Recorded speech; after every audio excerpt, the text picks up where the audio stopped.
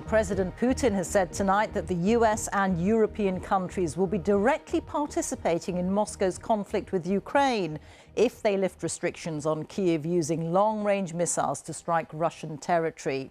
He said this would change the nature of the conflict and mean the US and other NATO countries were fighting with Russia.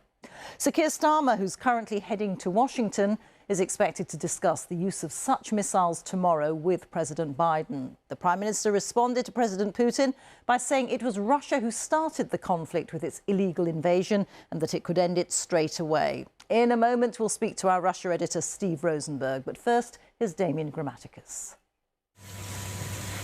2.5 years after Vladimir Putin launched his invasion of Ukraine, and almost nightly, Russian bombs and missiles continue to batter the country. Strikes launched from deep inside Russia. To counter these, Ukraine has for months been urging the West to allow it to use the long-range weapons they already supply to hit back against airfields, logistics and military targets that sustain these assaults, and to blunt the advances Russia is making on the ground. For Ukraine, the timing with winter coming is critical. So on the agenda for Sir Keir Starmer heading to Washington with the Foreign Secretary, whether to green light attacks on Russian territory. The Russian president warned against that. If this decision is made, it will mean nothing other than direct participation of NATO countries, the United States, European countries, in the war in Ukraine. It is their direct participation, and this, of course, significantly changes the very essence of the conflict.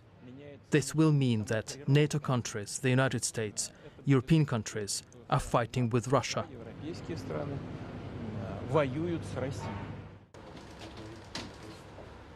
But momentum is building for Western nations to agree to Ukraine's request. Earlier this week, David Lammy and the US Secretary of State travelled to Kyiv. Russia has already been using missiles supplied by North Korea.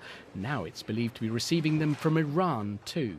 This week we have been reminded of how other authoritarian regimes are aiding Putin, with Iran going even further in support for Moscow by providing ballistic missiles, a significant and dangerous escalation.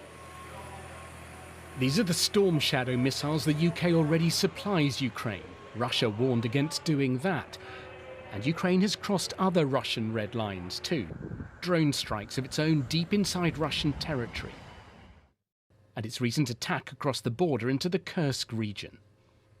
On his flight, Sir Keir Starmer said it was Russia that started this conflict and Ukraine had the right to self-defence.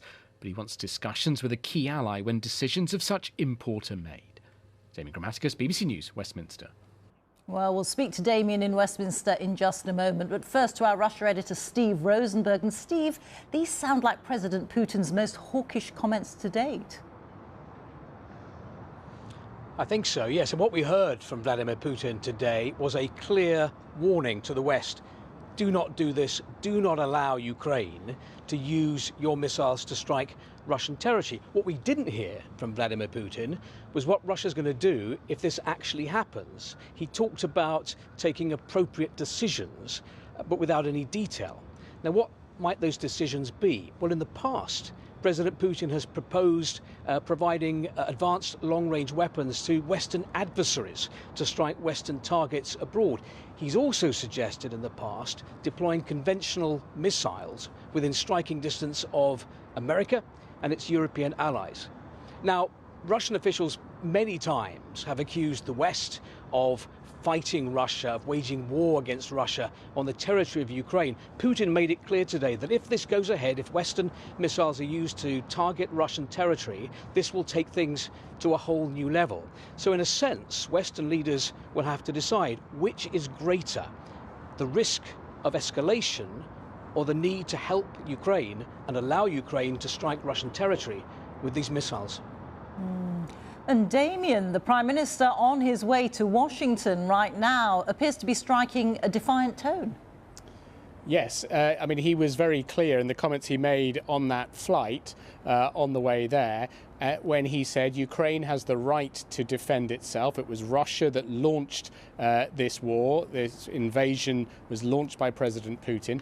The point Ukraine makes is that it's fighting at the minute with a hand tied behind its back because Russia is able to strike from deep inside its own territory, those missile attacks into Ukraine, and Ukraine says it cannot respond, and so it wants to.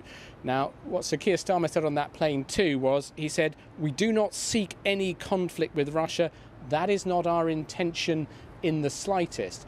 But he did also say that there are important decisions coming up, important moments for Ukraine coming up, and it was, he thought, significant that he should spend time sitting down with key allies in Washington, because he said you don't get that time at a normal summit.